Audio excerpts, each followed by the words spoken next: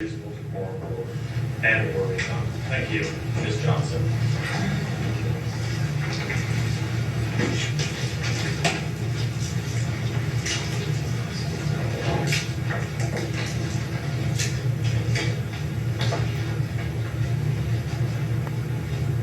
My name is Susanne Johnson. I'm a district parent, resident, taxpayer, and voter.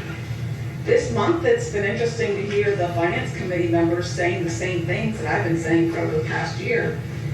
Finally, I heard board members repeating my concerns that this district projects deficits when creating the budgets, when there's actually a history of budget surpluses at the end of each year's audit. For example, there was a $3.7 million budget surplus last year and $4.1 million surplus the year before that. It appears that you tell us there would be a deficit when creating the budget to justify raising taxes, so that then there will be a surplus to transfer into capital reserves in order to fund additional spending on district infrastructure. Now facing primary elections next month, board members are singing a different tune altogether. But your actions speak louder, so let's take a look at your voting records. In June 2024, we were over 90% through the fiscal year 24, and Dr. Pell told the Gettysburg Times, quote, "We are almost to the penny on our revenues for the 23-24 school year, and it's plain to see we will come in several million dollars under budget on the expense side." Yet 5 of the 9 board members approved the 24-25 budget with a 1% tax increase, including Thompson, Lawyer, Yerger, Bressler, and Mary Brenneman.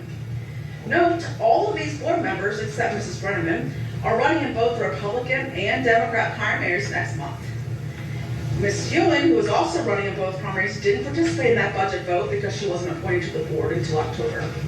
So voters need to be asking each board member, why didn't you stand up for taxpayers last year when people were insisting that taxes need to be raised, when you knew that the district would have ample funds from the budget surplus in addition to funds from land sales? In October, Ewan and all other board members, except Sullivan, approved spending for the 25-26 capital projects and creation of a new central office position for the food service coordinator. In November, Sullivan was the only nay vote to transferring $3.2 million from the general fund to capital reserves, which was nearly all of the budget surplus following the audit. Not to ACTI or anything else, just new spending on capital projects. Sullivan was also the only nay vote for the significant new spending for the athletic fields capital project in November and the public school facility grants projects in December. Prior to Ms. Ewan's appointment to the board, members approved additional spending for administration raises an entire year before those contracts were set to expire. Sullivan, Miller, and Danielle Brenneman were the only nay votes for the assistant superintendent contract with raises last May. Miller, who resigned in September, and Sullivan were the only nay votes for the extension of the interim superintendent contract, the business administrator contract, and Act 93 agreements for administration, all with raises, a year early. Miller and Sullivan were also the only nay votes in June for the superintendent contract with raises and creation of a new position for the LSD safety officer. Last election, the community voted for change and 7 new board members were seated, which brought all kinds of chaos but not positive change.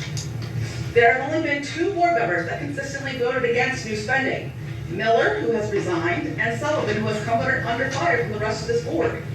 After consistently approving new spending, board members feigned surprise when faced with potential tax increases. 5 board members, Thompson, Lawyer, Yerger, Bressler, and Ewan, are running in both the Democratic and Republican primaries on May 20th. But it's clear from their voting records that would just bring more spending that increases taxes without improving our student outcomes, which has resulted in our district having the lowest PSSA scores in the county. I pray that voters will be better informed to elect school board members that don't attempt to suppress transparency and actually bring the positive change we need in the school district.